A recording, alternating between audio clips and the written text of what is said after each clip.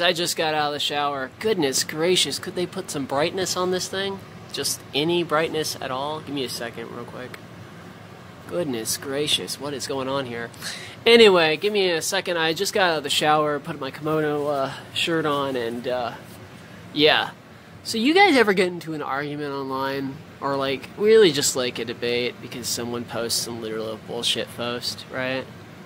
And like, in the process of talking to them, you realize that they never really picked up an actual book in their life. Like, they probably like just learned everything they learned directly from Facebook or Reddit or like some other form of digital media or some non-official learning site. You ever want to just tell people, you know, to pick up a book, you know? And like actually learn something. Like Yep. Uh-huh. Read Book. book. Yep.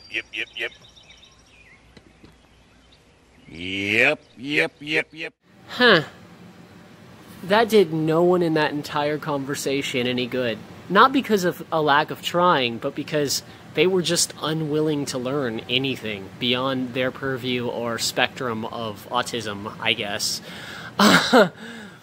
And so, like, you just basically have to walk away kind of disappointed, not in really yourself, but in humanity, because you realize that that type of person is the majority of, you know, people in the world. Well, I'm here to tell you, you don't have to feel that way, because there are some people who are going to die off from their own stupidity, like, eventually. Like, it's just gonna happen. Ignorance doesn't really work in the scale of evolution. It actually kind of just lingers out. I mean, that's what the Darwin Awards are for. And the types of people you're going to end up arguing with are the types of people who win them. Okay?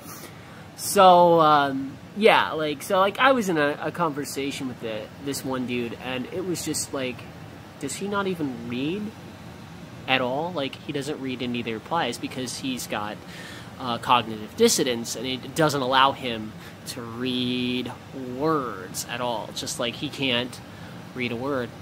Now, I tried to be I was kind of brash, I'm not gonna lie. When I'm like correcting someone and then they just decide to attack the fact that I'm correcting them, I go off. I'm just like, fuck it, dude. You're done. I'm gonna smoke your illogicalness and like just destroy you. Because as much as I hate bullying and online bullies, I'm gonna be honest, if it weren't for the amount of bullying I had to tolerate early on in my years, I probably wouldn't have, or the amount of losses in arguments that I wouldn't, you know, that I had in my early years, I probably wouldn't have actually decided to pick up a book or look at a Wikipedia page or even, you know, try to figure out how things are done. Okay, and I'm not going to say everything on Wikipedia is, like, correct, because obviously it's not. But there's ways to tell if it's incorrect, you know?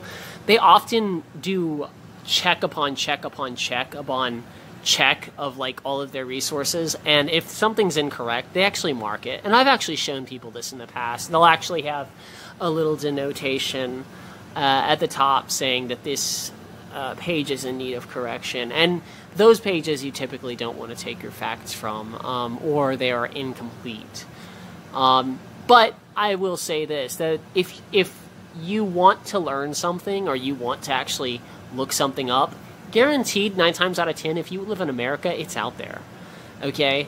There are some countries that censor the shit out of the internet. America, not really one of them. I hate to say it. I mean, there's things they don't want online, but they always somehow make it online. You know, Edward Snowden is kind of proof of that.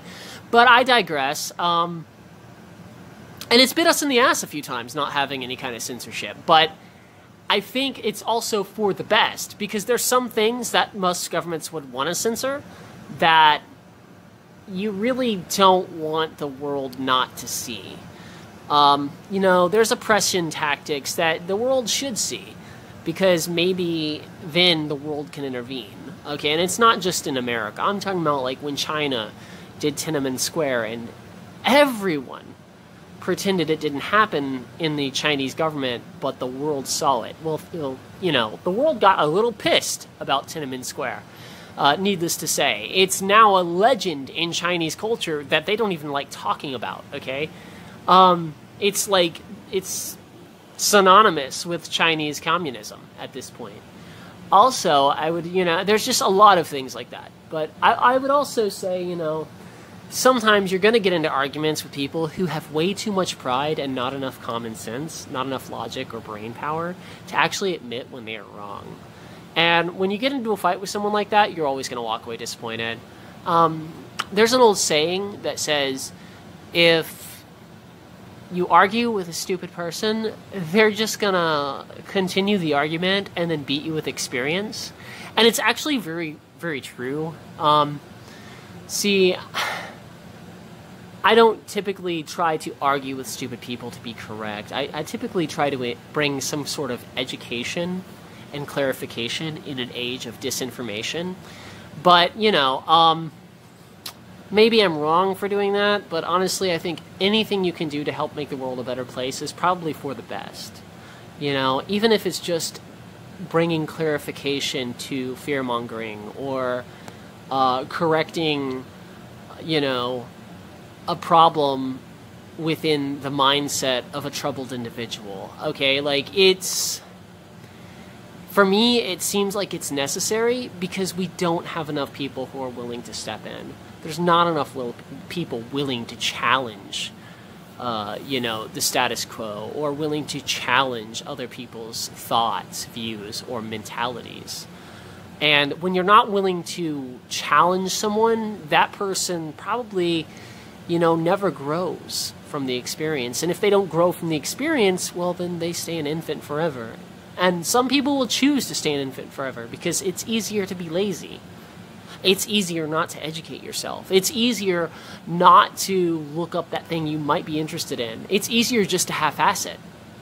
But you'll find that you're going to win a lot more arguments when you don't half-ass it.